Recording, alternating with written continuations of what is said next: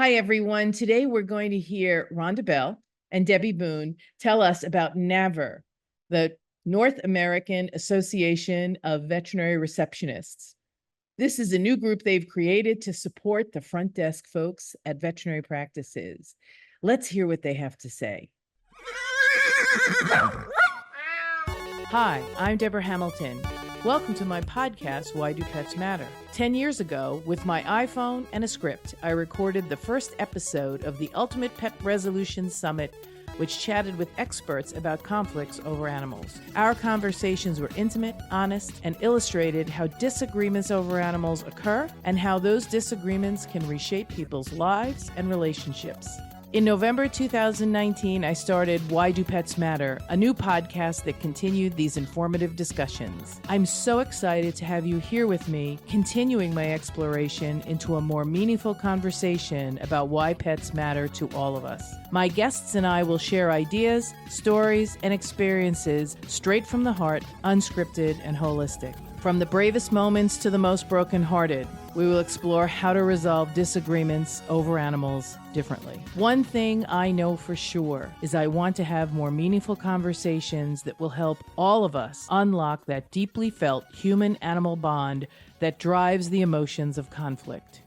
Hi, everyone. Deborah Hamilton, and I am back again with my two wonderful friends, Rhonda and Debbie Boone.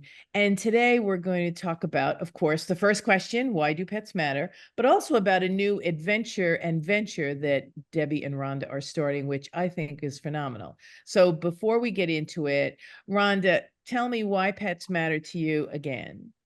Oh my goodness. I think from my perspective, being a sick person, just that bond and that connection and just that unconditional love that is just soothing and supportive, just that deep bond that you get from them. It's so important. I know. I love it. And Deb, why are pets important to you, especially since I helped you find your new pet? You did. And you are also my map person. So if something happens to me, you're going to take care of him if I become disabled or if I die. So we have a plan for Tucker. But no, he is just so much fun, right? I mean, he is just joy. And sometimes he's a pain in the neck, like when he pees in the floor. But you know what? We're getting through that. He also gets me a little moving. dog thing. I have I'm telling you. It's a little dog thing. Yeah.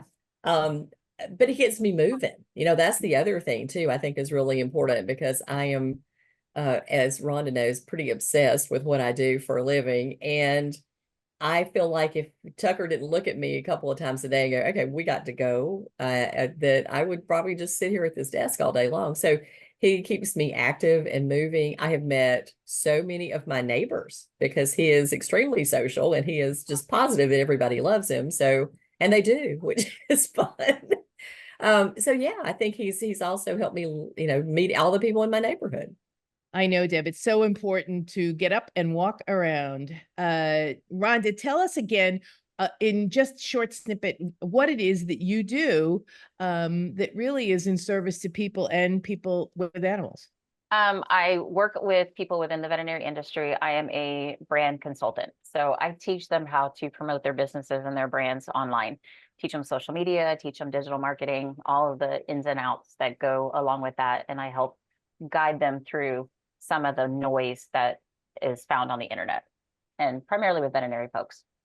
Wonderful. And your company is Dog Days, right? Yeah, Dog Days Consulting. So I formed my company during the dog days of my career shift. So that's how it got named that. I love it. We all have these impactful things that cause us to do things. Hey, Deb, tell us what it is that you do, because you're doing so many things. You have a new book, but you also do a lot of consulting. I do. Yeah. So right now I'm doing some workshops based on my book called Hospitality and Healthcare. I've done some speaking both in veterinary medicine and on the human side based on that book. I am really excited about working with new veterinary entrepreneurs because they are, I have 6 startup veterinary hospitals that I'm working with right now. And it is so much fun because they want to learn and they are so excited and they listen well. And we're not overcoming challenges, stuff that they've had to, we're not trying to Years of fix. infringed habit. Years of Yes, we are infringed habit. not fixing bad habits. We are just moving forward with, on the right path. And that is a great.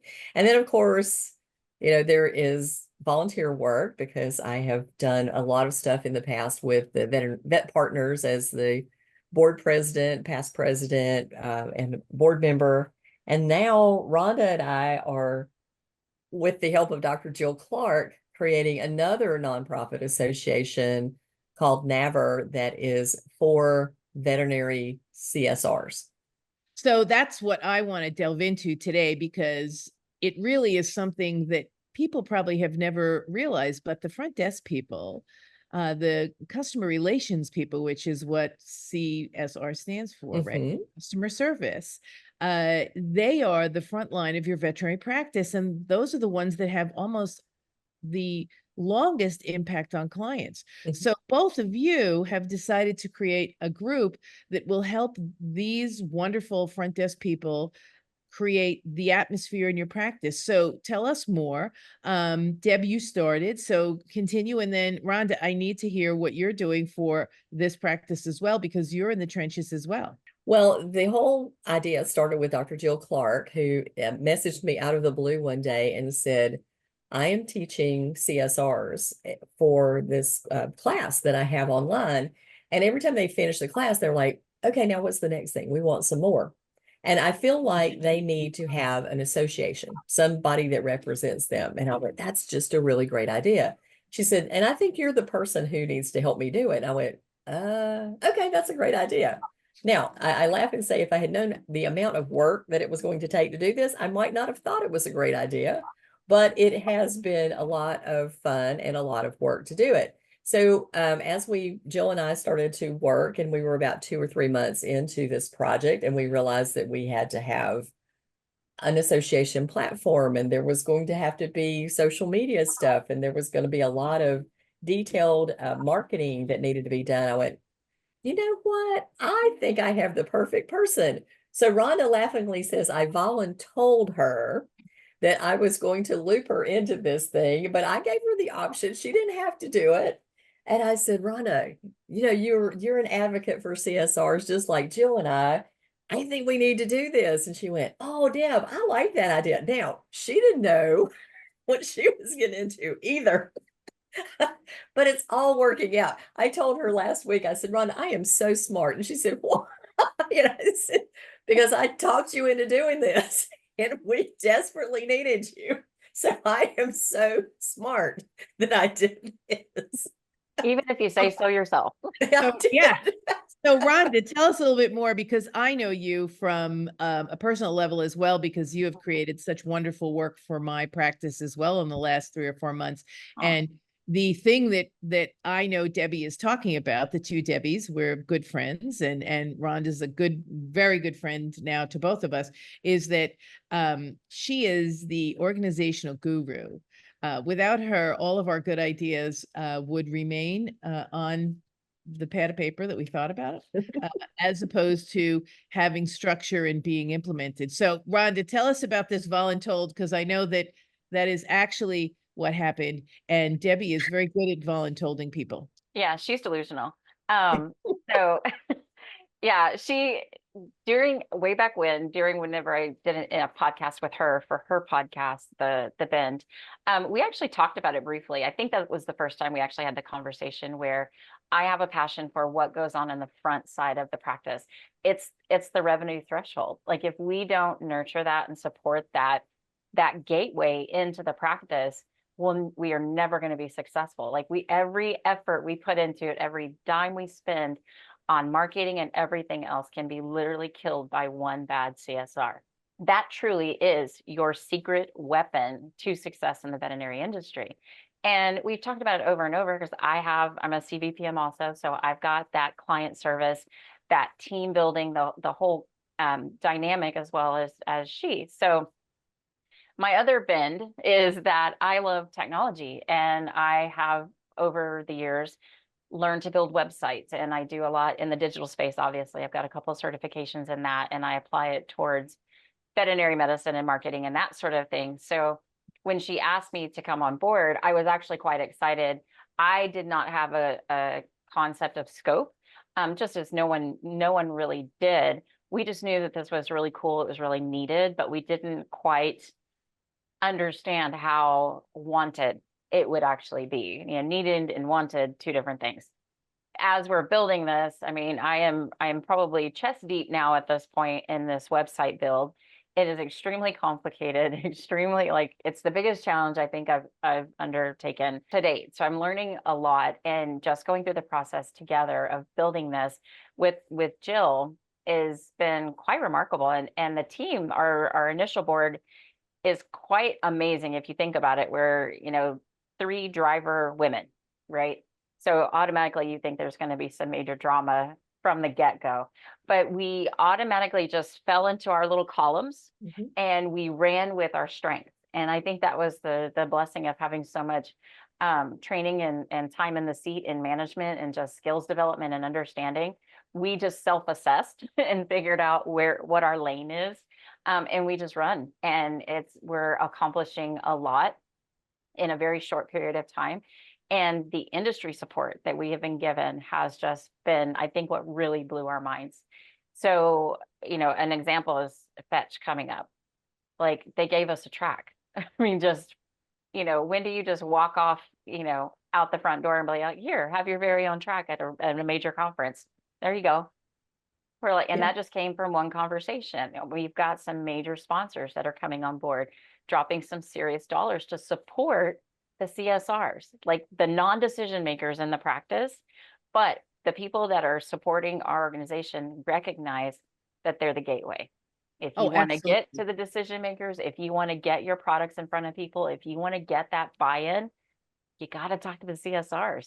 Or if you want a thoughtful gatekeeper, you need a thoughtful gatekeeper, because people can be gatekeepers who turn people away. Absolutely. That's like the kiss of death to a vet practice. So tell me a little bit more about when you realized that this was really wanted, as opposed to all of you knowing it was absolutely needed, and you're building, you're building the airplane while you're flying it.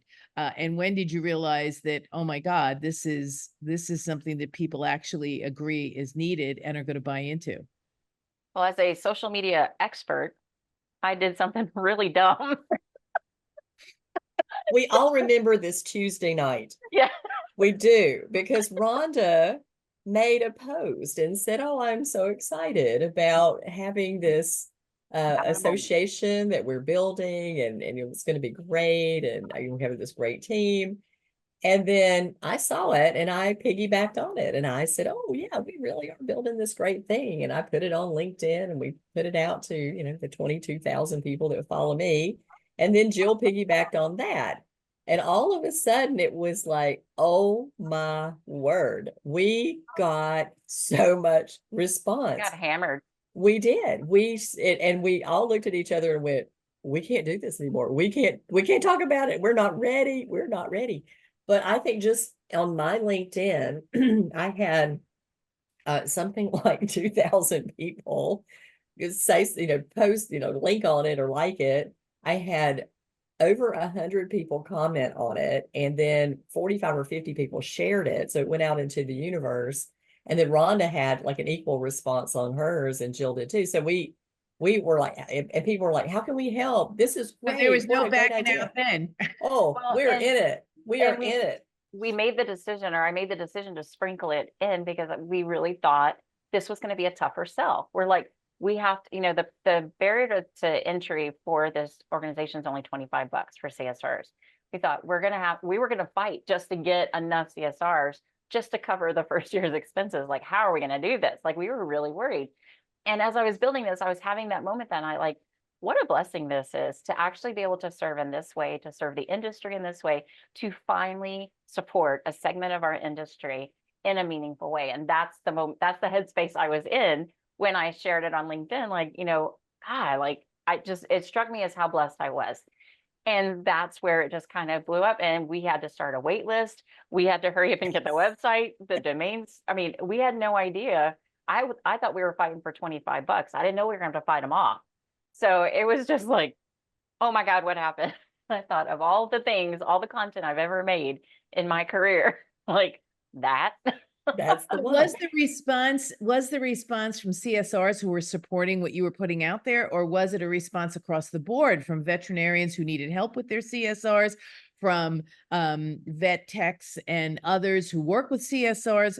Who was it that was really blowing up your practice? I mean, your posts. It was everybody. It was people from industry. It was, managers. It was technicians. It was people who are regional supervisors for corporates. It was everybody who was like, oh my gosh, we need this. We desperately need this.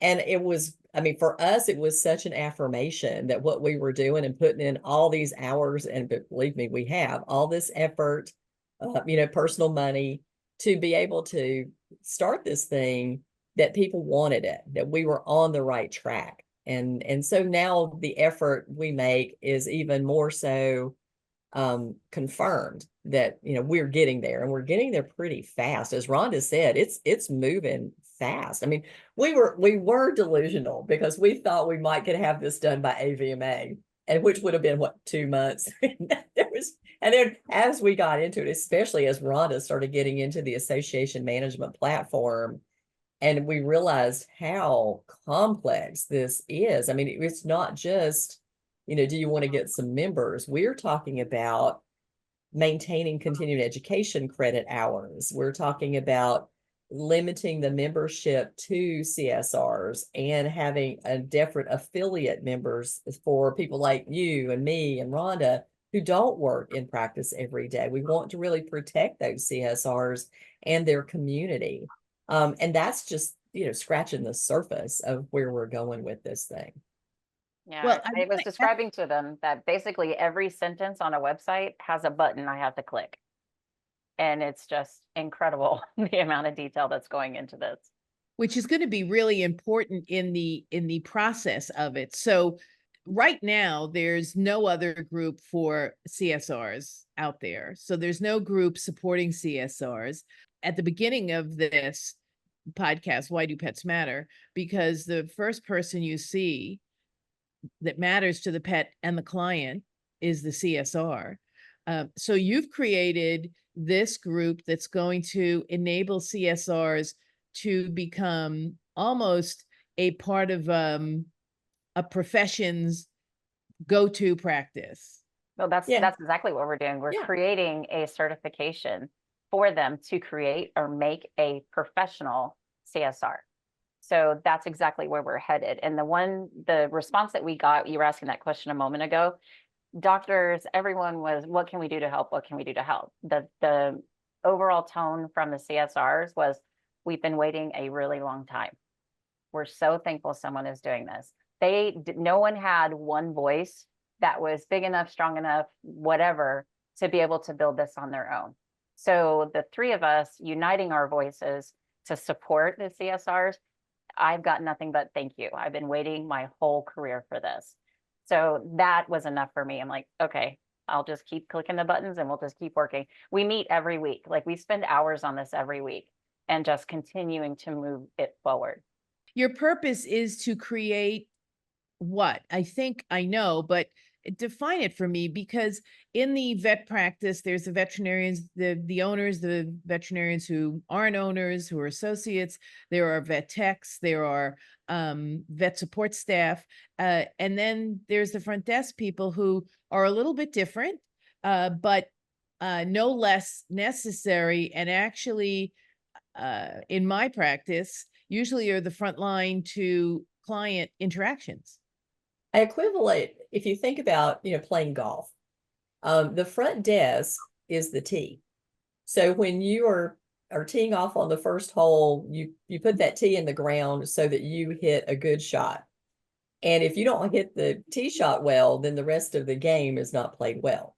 And so if you think about, everybody has a purpose, it's just like every single club in the bag has a purpose, but that first encounter with the client, and Deb, you've been a client for a long time. You're a dog breeder. You are in depth with, conflict management with owners and veterinarians.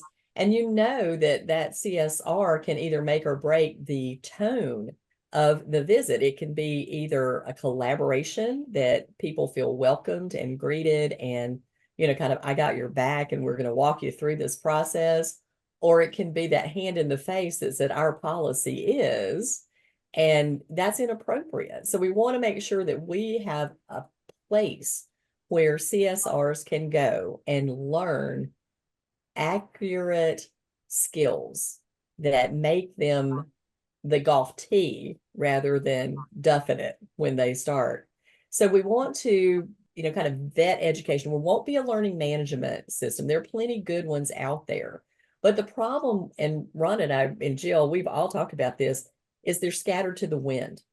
And CSRs, unlike CVPMs like Ron and I, they don't spend their lives digging around in education, trying to find this stuff. So we want to make a place that's easy to find it. And then they can get free classes because there are a lot of good free classes that are out there in the world they just don't know about. And then we will vet those things because we laughingly say we want nobody with shoulder pads and big 80s hair teaching a 2024 CSR how to manage the front desk. This is about current. How do you do it now? And, there's a lot of technology involved in the front desk. There's a lot of, they usually are the people who are answering emails and answering text messages.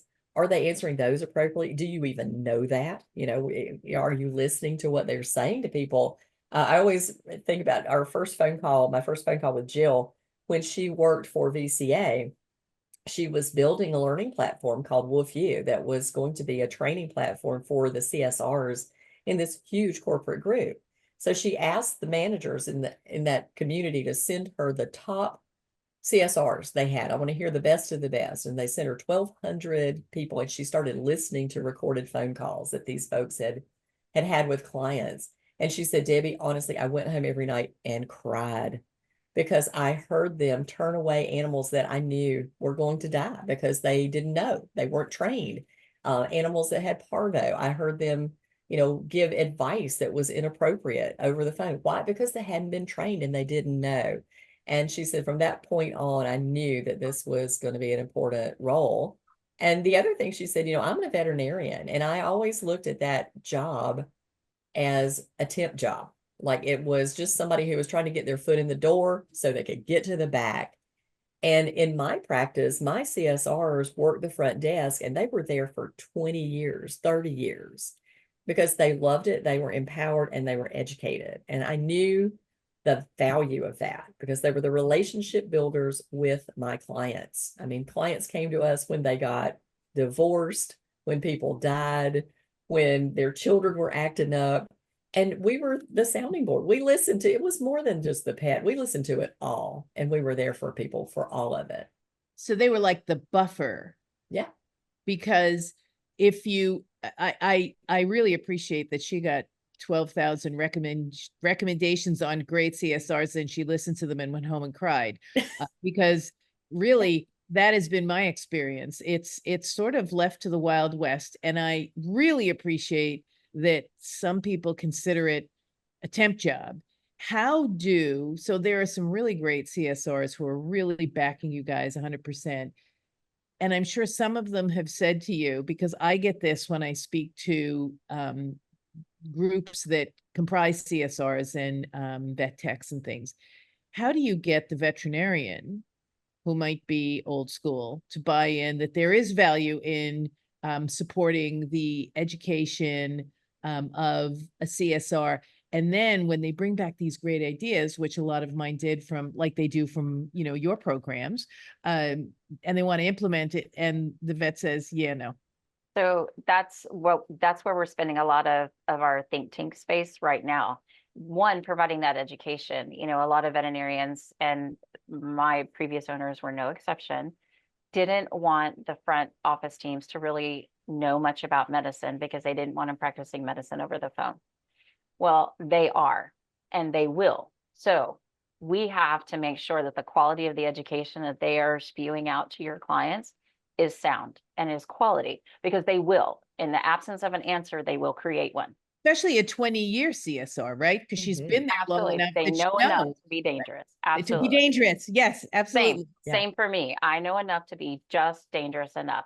The other side of it is whenever I have that conversation with the practice owners, I tackle it from a logistical standpoint or a marketing standpoint. If we consider the client's journey with our veterinary practice and where they make decisions and where their decisions may be changed going forward in that entire journey. So when you actually, I outline the client journey, bullet point by bullet point by bullet point. And then I take an average of how many the CSR actually has a say or an impact. The bulk of the touch points in that relationship are CSR driven. So the veterinarian has very little to do with that relationship. The technician has very little to do with it. It's the CSR that drives that and that has most of that contact. So why wouldn't we pour into that segment, even from a selfish standpoint of just making our businesses better? You know, not to mention the fact that we're just going to make this industry incredible. But if you only had to latch onto one main point, it's just going to make your business better. Why wouldn't you do it?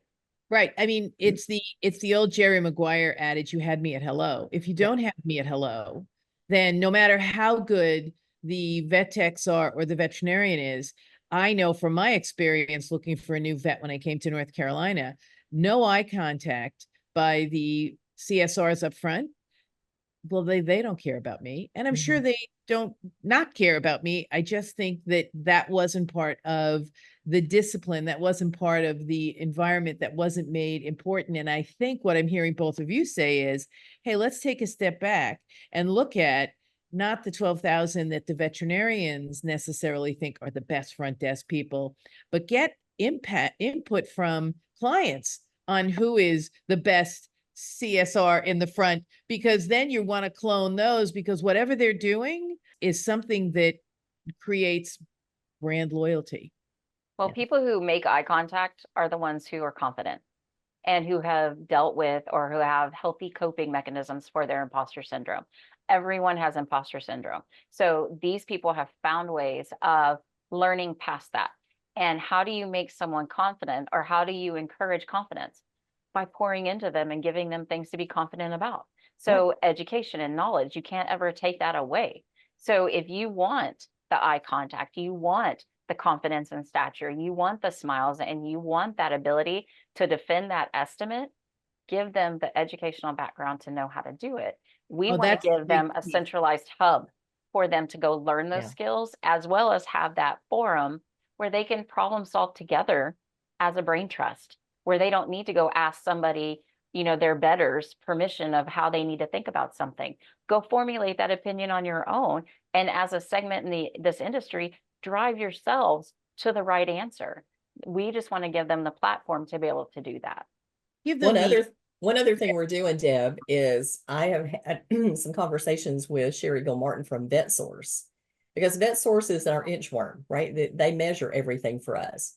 So we believe so strongly that all ships rise when you work with the front desk and train them appropriately, that we are going to take some measurements, and we have a corporate group that's going to help us. We've already had a conversation, and we're going to say, okay, here's where we are, baseline. And then we're going to have these people join NAAVR.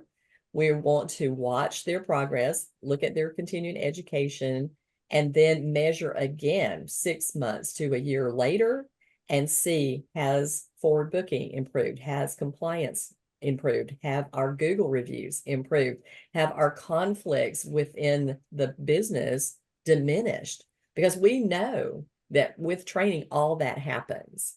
You know, Rhonda made this point about confidence. And when I was managing hospitals, my CSRs were trained on medicine. They could identify the anatomy of the ear, the foot, the rear. They also knew all the components of a vaccine, the symptoms of all those diseases. They knew the life cycle of heartworms and fleas, and how the modalities of the drugs that we used worked and why they were important. And they got a test on all those things. And they got a test on Gold Star customer service, and they got a test on the employee manual because nobody ever reads it. And they got a test on common telephone questions and the appropriate answers based on what our doctors wanted them to respond to. And when they passed all those tests, they got $1 an hour raise. And that was in 2002. And so when you think about $1 an hour raise in 2002, it's a significant amount of money. And every single one of those developed so much confidence that when a client had any kind of question, they didn't feel pressured to go and run and find a technician or go and run and find a doctor, or they didn't vacillate. And the clients immediately thought, oh, these people know what they're talking about. And we preached the gospel of our hospital from the front to the tech to the doctor and back out the front door again in one consistent message that everybody had been trained on. And our compliance rate was 87% on all remindable services. And that is, it broke the benchmark at that point in time. So people, that's actually how I got started as a speaker. Novartis said, can you go teach other people how to do that? And I went, yeah, I think I can. So, and I've been doing it ever since. But it is the CSRs who support the message of the medicine, or they tear it down. Or they tear it down if there's any falter whatsoever, any moment of panic that they don't have an answer and they feel cornered by that client will not associate that falter with, oh, they aren't confident in how to tell me. They're thinking they don't believe in the medicine. So that translational issue that is a siding with problem. the client on, wow, this is expensive. I know it's expensive. It's a collaborative conversation, right? Because you want to empathize with them that, yeah, it's really expensive. However, they don't have the ability to then enable the transparency of, it is expensive. And I know that Dr. Smith, or whatever the next statement is that the practice needs to share with the client, would come from the CSR, who's empathizing with the fact that, yes, vet care is expensive, and not but, because but will always turn people off. My thought listening to you guys, this is fabulous for CSRs. I'm so thrilled. And how do we get the veterinarians and the vet techs to shift some of their paradigm on, once you train, once they leave the farm and go to Paris, right? Once you train a CSR and they know what they're doing, veterinarians are going to really love this until the CSR might say, well, why do we do it this way or that way? How are you going to help veterinarians to also be brought along, and vet techs to also be brought along to support the value of the CSR? I hope they do that. I hope they annoy the crud out of people. I hope that they remove that phrase from our thought process of, well, because we've always done it this way. Like, this is exactly how, if you've got all of these thought leaders all working in tandem within your practice, how much power are you actually harnessing in your practice, as opposed to only one person is allowed to think and only one person is allowed to decide. So if you've got all of these people seeking out more greatness and bringing it back to the practice, then one, you're not going to have a hiring issue. You're not going to ever be able to get rid of people. Like, they're all going to stay, and you're going to have stability within your practice just for that alone, because people are looking for that innovative thinker, that innovative owner who is going to allow people to grow and develop. And like she said, it's going to make everything rise together. So that's absolutely what we hope to happen. Although it will make some people uncomfortable, what kind of practice owner do you want to be? Right. Well, And change is supporting, hard.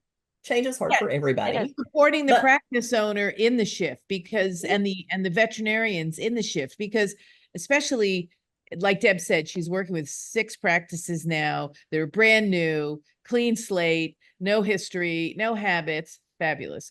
And you're going to get CSRs that are in practice 5-10 years. It's been not necessarily supportive. They're going to bring back all this great information. The vet's going to really think, oh, this is good, until something, this is, the conflict I always deal with, something triggers them that you're necessarily usurping something that's my lane, and don't usurp what's my lane.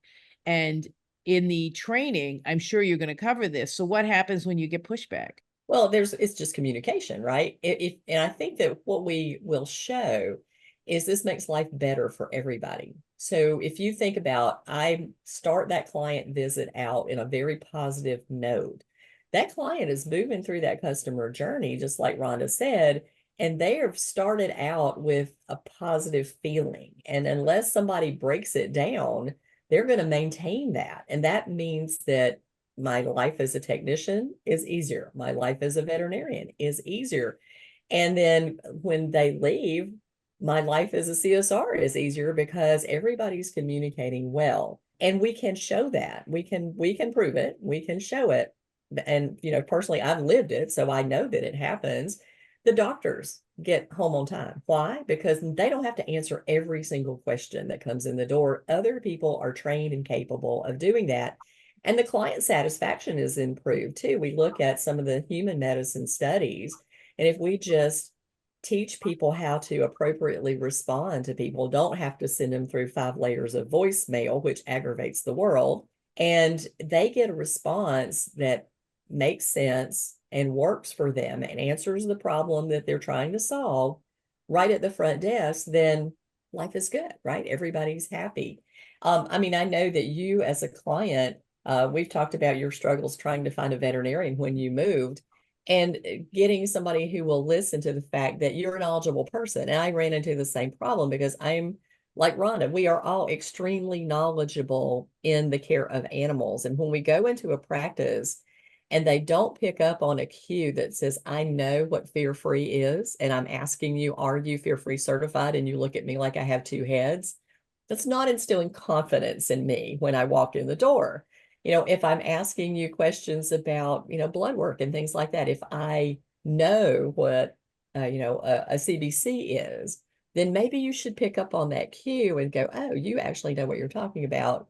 And I've dealt with this in human medicine. I've dealt with it, for myself, and I'm sure Rhonda has too.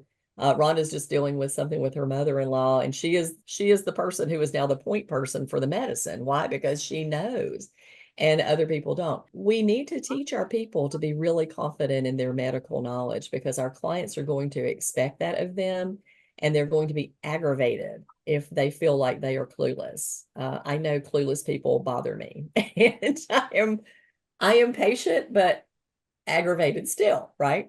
Well, and they're handing off their pet to someone that they've already, in the first 10 seconds, have formed an opinion of, I don't trust you. Yeah. But I've got to hand off this innocent being that you could hurt or injure and can't defend itself against you. And as a pet owner, I have to be okay with that. Well, I'm not okay with that. So, the ultimate goal is patient outcome. We Yeah. want compliance. We want better patient outcomes. We want better surgical outcomes. We want happier, healthier pets. We want longer lives, and that's really, really what it boils down to. And every segment in our industry needs to have a place where they can grow one another and help and push and at least speak. And right now, the CSRs all operate in a vacuum.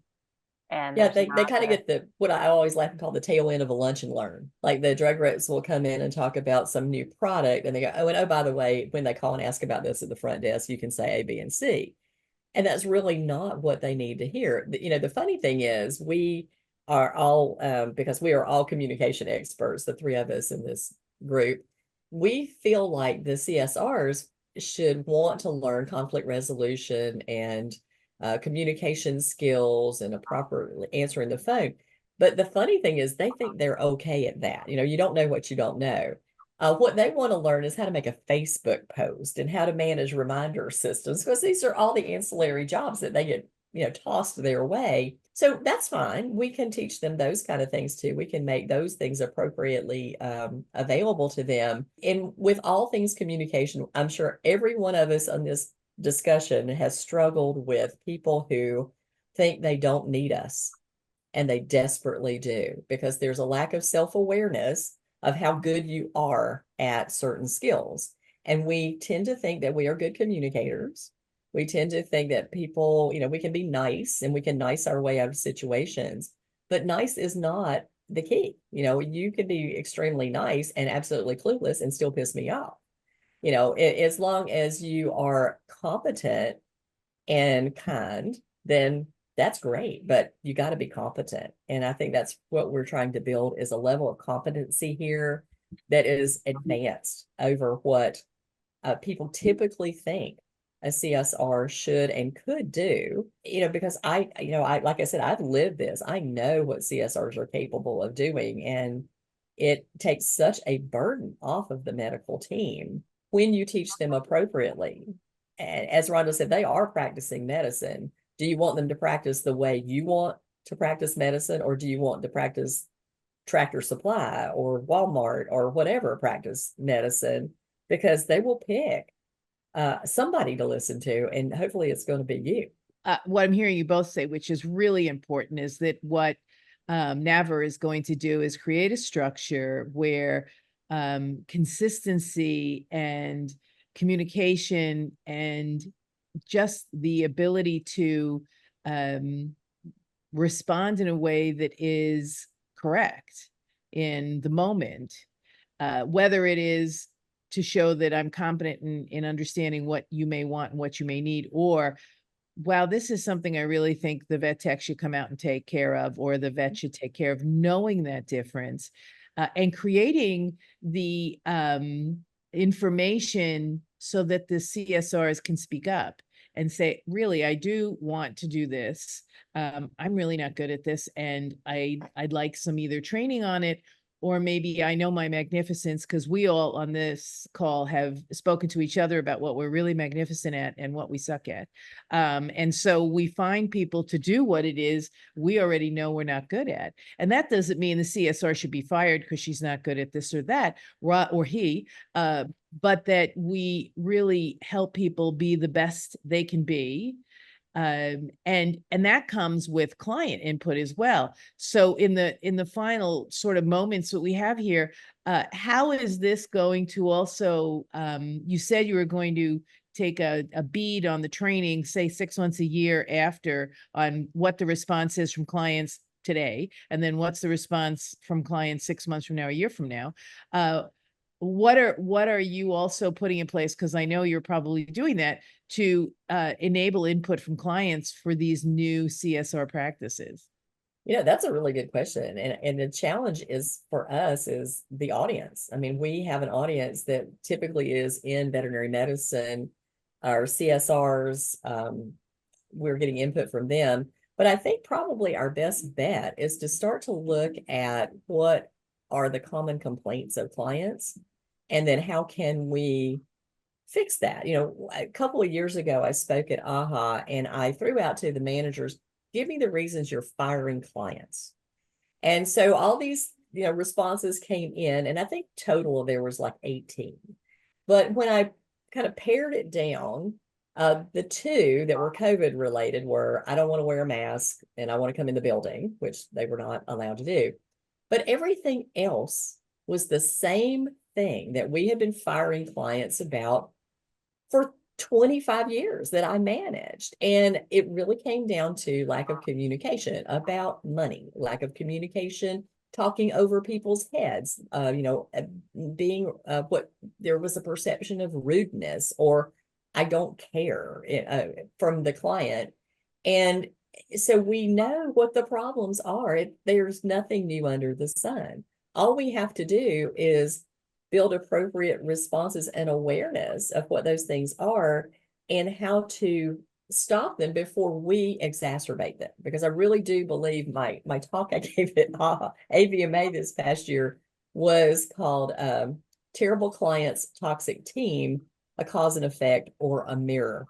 And sometimes it is a mirror, because we are putting out an energy that causes our clients to react badly in defense of themselves when we don't even know we're doing it. And that, again, going back to the self-awareness, what are you saying to set people off?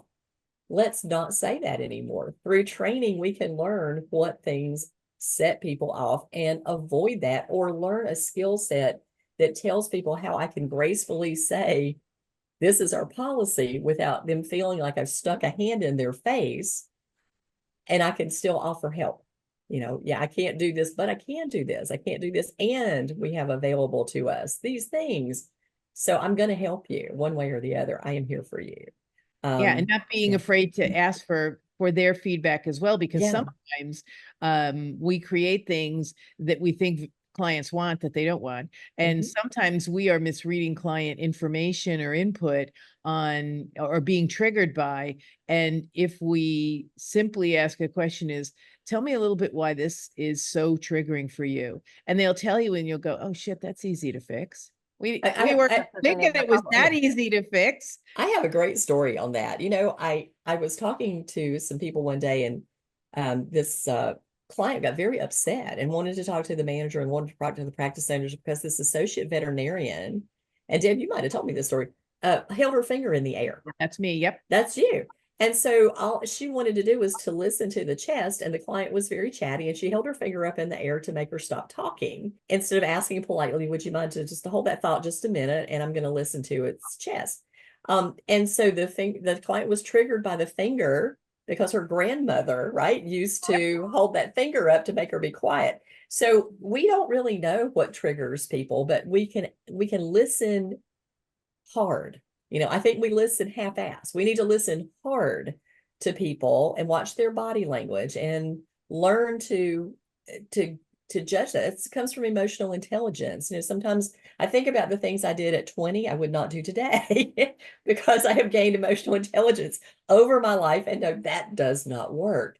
So let's teach that early in the game. And so people don't have to have so many failures to learn to do these things. And then, they just fine tune them.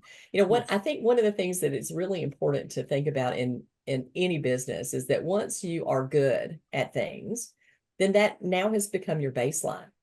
And you always have to raise the bar. And so what we're doing here is, even if you're really good at what you do, we can raise the bar. We can start to think, how can I help? How can I be better? How can I anticipate the need of a client and think, what would you like? And how can I ask that client, what do you like? What do you like? And let me provide that for you, because it's not about me. We always talk about asking curious questions, because you might presume that everything that's happening is great between Rhonda and I, or Debbie and I, and every once in a while you should check in and say, how are things going? What's going on? And if they feel safe, because you've created that atmosphere, they'll say, well, I really hate it when this happens. Or if I wait 15 minutes, or if the vet comes in, he doesn't have eye contact, or whatever it is. And the CSR can share that with the practice to let them know, Mrs. Smith really doesn't like the finger held up, or Mrs. Jones doesn't like when you don't come in and say good morning, you go straight to the dog. It just is a preference. And the CSR is the person on the front line who's going to get that little nuanced information that's going to make your life even better. So I can't believe we're out of time, but we are. Tell everybody where they can learn more about NAAVR. So NAAVR.org. So that is our website. The forum is NAAVR. Yep, .org. Yep, it's the North American Association. Everyone. NAAVR. Yeah, North American Association of Veterinary Receptionists.org. We invite you to go check it out. There's a little bit of information there. Sign up for the wait list. We're going to start our newsletters going out here pretty soon. But our big launch is actually going to be at Fetch. So that's where we're going to put it out to the world. We've got a lot of fun stuff coming. Debbie and Jill and I we've got a really fun mascot that is waiting in the wings to make their grand entrance. So it's going to be pretty incredible. We're looking forward to just seeing how this goes and supporting this industry in this way. Well, Debbie and Rhonda, thank you so much. And until next time, why do pets matter? Because people like this are helping everyone have a better relationship with their pets and their pet service providers. I'm Deborah Hamilton. Thanks so much for coming. The Why Do Pets Matter podcast drops every Thursday and can be found on whichever platform you find your podcast. Subscribe now, invite your friends, and I cannot wait to have you join me in these conversations.